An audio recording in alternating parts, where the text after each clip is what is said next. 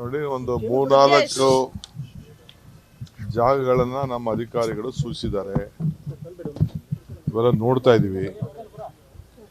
So ಅದಕ್ಕೆ tender ಕೂಡ ಕರೆಯೋದಕ್ಕೆ ಎಲ್ಲ ಸಿದ್ಧತೆ ಮಾಡ್ಕೊಳ್ತಾ ಇದೀವಿ. ಅದಕ್ಕೆ ಮುಂಚಿತವಾಗಿ ಜಾಗ ಏನು ಪರಿಸ್ಥಿತಿ, ಅನುಕೂಲ, ಮೆಟ್ರೋ, ಯಾಕೆಂದ್ರೆ ಬೆಂಗಳೂರಿಗೆ ಏನಾದ್ರು ಒಂದು ಪ್ರವಾಸಿ ಕೇಂದ್ರ ಮಾಡಬೇಕಲ್ಲ, ಅದಕ್ಕೆಲ್ಲ ಕೂಡ ನಾವೇನು ಯೋಜನೆ ಹಾಕೊಂಡಿದೀವಿ ಅದಕ್ಕೆಲ್ಲ ಸಿದ್ಧತೆ ಮಾಡ್ಕೊಳ್ತಾ ಇದ್ದೀವಿ.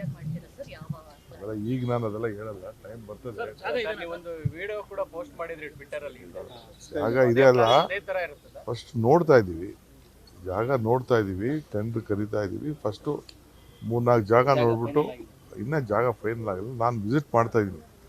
ಯಾಕೆಂದರೆ ಕನೆಕ್ಟಿವಿಟಿ, ಪಾರ್ಕಿಂಗ್ ಇರಬೇಕು, ಜನಕ್ಕೆ ಅನುಕೂಲ ಆಗಬೇಕು, ಪ್ರವಾಸಿಗರಿಗೆ ಅನುಕೂಲ ಆಗಬೇಕು, ಅದೆಲ್ಲ ನಾವು ನೋಡ್ತಾ ಇದ್ದೀವಿ. ಪರಿಸರ ಉಳಿಸ್ಬೇಕು, ಯಾವ ಒಂದು ಮರನೂ ಕಟ್ ಮಾಡಬಾರ್ದು, ಆ ರೀತಿ ಎಲ್ಲ ಲೆಕ್ಕಾಚಾರ ಇದೆ.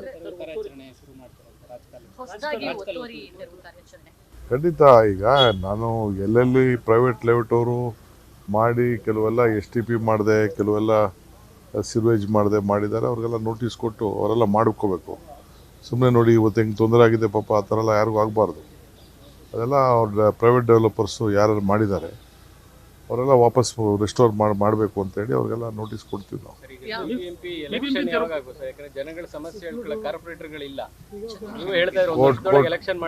ಕೋರ್ಟ್ ಇದೆ, ನಾವು ಎಲೆಕ್ಷನ್ ಮಾಡಬೇಕು ಅಂತೀವಿ. ಕೋರ್ಟ್ ಇದೆ, ಕೋರ್ಟಲ್ಲಿ ಸೆಟಲ್ ಮಾಡ್ತೀವಿ. ಸರ್, ಬ್ರ್ಯಾಂಡ್ ಬೆಂಗಳೂರು ಉಳಿಬೇಕು ಅಂದ್ರೆ DKಶಿ ಅವರು ತೊಲಗಿಸಿ ಅಂತ ಕೆಲವೊಂದು ಅಭಿಯಾನಗಳಾಗ್ತಾ ಇದೆ ಸರ್. ಇಲ್ಲಿ ನಾನು ನೆನೆಸ್ಕೋತಾ ಇರಲಿ ಅವರೆಲ್ಲ. ನ್ಯೂಸ್ ಫಸ್ಟ್, ನಿರ್ಭೀತಿಯಿಂದ ನಿಮ್ಮ ಪರವಾಗಿ.